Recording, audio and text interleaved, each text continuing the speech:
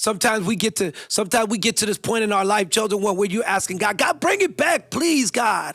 Lord, bring back that time when I was working and I was making money and I didn't have to worry about rent. I didn't have to worry about bills. I didn't have to worry about food. I didn't have to worry about gas. God, bring those old times back, God.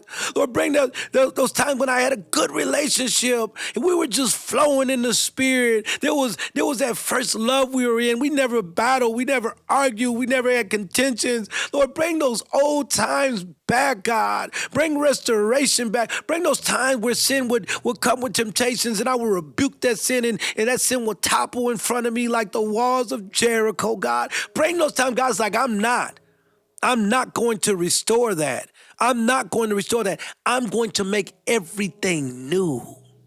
You see, we're asking God to restore. We're asking God to bring it back. We're asking God to do it again. God said, no.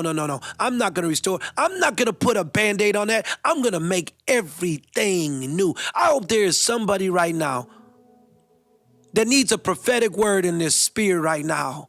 You need hope right now. You need strength right now. You have been running this race and you have been getting weary. Sin has been wearing you down. The pressures of the world have been wearing you down. You've been that person that is always giving, you're always sowing, you're always reaching out, you're always encouraging others, but now you are been drained. Now you have been weakened and you need strength right now. You're like, God, where are you at, Lord? God's like, look, listen, chosen one. Listen up, divine ones. I'm going to make everything new. Man, I have to show you. Somebody with faith is listening right now. I know it. I don't know if you're in Africa. I don't know if you're in Japan. I don't know if you're in India. I don't know where you're at. You might be in Australia. You might be in one of the 52 states here in America. I don't know where you are at right now, but I know this, that you have been asking God for a word, a prophetic word, and God saying, this is my word for you. Look what it says. Isaiah chapter 43, verse 18, verse 19. It says this. Forget all that. Oh, hallelujah. Is it forget that? God is saying, stop rehearsing the pain of your past. I'm going to make a pathway through the wilderness. I will create rivers in the dry wasteland. Forget all that. God is saying, stop rehearsing the pain of your past. It is nothing compared to what I'm going to do. God's future for you outshines the best of your past. I will make pathways through the wilderness, even when you can't see a way. God's already building one. I will create rivers in the dry wasteland means what was once dead and is dry is about to overflow in his presence. Sometimes we're praying for restoration when God's trying to do a resurrection. Hallelujah. Glory to God. Whoa! You're crying over something God has already called finished. It's done. Imagine trying to charge a dead phone with a broken charger. It doesn't matter how long you plug it in, the source is already gone. God never restored Saul's kingdom. He gave Israel, David, a man after his own heart. 1 Samuel chapter 16, verse 1 says this, you have mourned long enough for Saul. Fill your flask with olive oil and go anoint David. What you are still mourning, what are you still mourning that God has already moved on from? I want you to say this in the comments. Lord, I release what you have rejected. Let it go.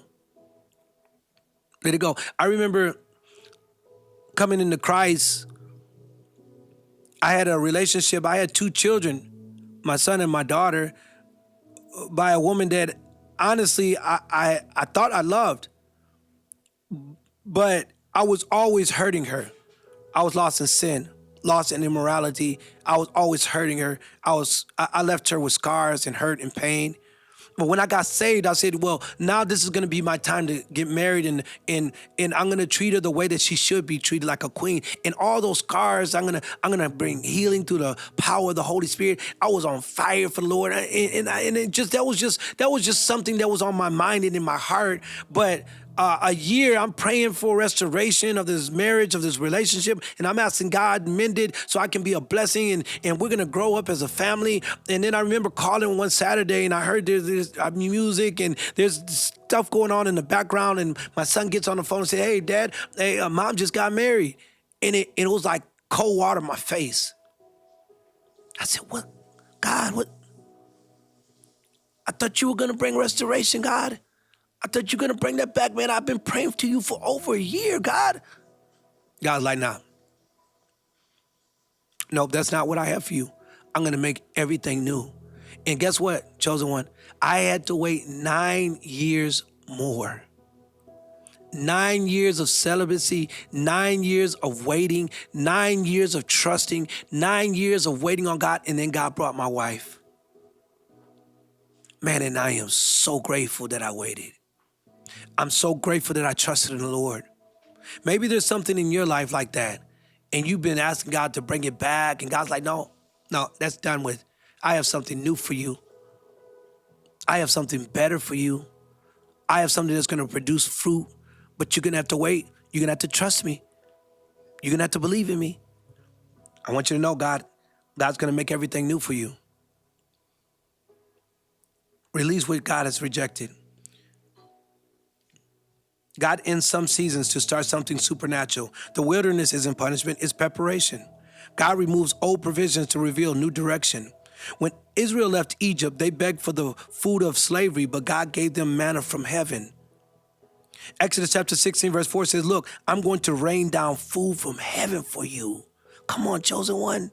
Look at the God that we serve. He fed 1.5 million people in a desert wasteland with food from heaven, food that angels ate. Let me tell you something. God has the power to bless your life, and God is going to bless your life. You can't walk into a new season holding souvenirs from your old one. What's in your hand that's blocking your blessing right now? Let it go. Let it go. You're not going to die. You're going to live. Let it go, chosen one. Go ahead. Let the tears begin to fall down your face. Go ahead. Because I know it hurts. I'm here with you. Go ahead.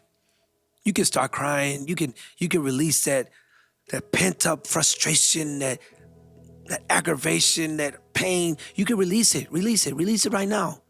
Let those tears begin to flow. And when those tears start coming out, you know what is happening? You're beginning to heal. You're beginning to heal. Don't be afraid to cry. Don't be ashamed. God says that your tears are special. He bottles them up. He sees your pain. But just let it go, though. Cry, but let it go. Weep, but let it go. Because God wants to do something new. I want you to write this down. I'm dropping the old to receive the new. When everything around you looks dry, your career, your emotions, your faith, that's the perfect soil for God's miracle. In John 11, Jesus didn't restore Lazarus' health. He resurrected his body. God didn't fix what died. He created something new, brand new. John chapter 11, verse 43 to 44, God says, "Lazarus, come out." A seed must first break before it can grow. Sometimes God lets you break so that the living water can flow through your cracks. If you believe your dry season is over, I want you to type amen in the comments. God's silence wasn't rejection. It was redirection. He's saying, I won't give you back what you lost because what's coming will make you forget it ever hurt. Job chapter 42 verse 10 says, when Job prayed for his friends, the Lord restored his fortunes. In fact, the Lord gave him twice as much as he had before. That wasn't restoration. That was transformation. God, I thank you so much for your loved ones, your divine ones, your chosen ones. Look at how they battle, God. Look at the struggles, Lord. But yet they're not running away from you, God. They're running towards you, God. They might be falling, but Lord, they're not falling back to the world. They're falling to you, God. Lord, make everything new for them, Lord. Strengthen them, Lord. Fortify their faith, God. Bless them in Jesus' name. Amen. I hope this video has been a blessing to you. I hope it's encouraged you. If you like to show your appreciation, you give us super thanks. It doesn't matter the amount. But I want to invite you, come join my channel membership. As a member, You become a great monthly support that helps fuel this YouTube channel. We've reached over 7 million people all around the world, and it's only because of you. Thank you so much. I love you so much. Until next time, God bless.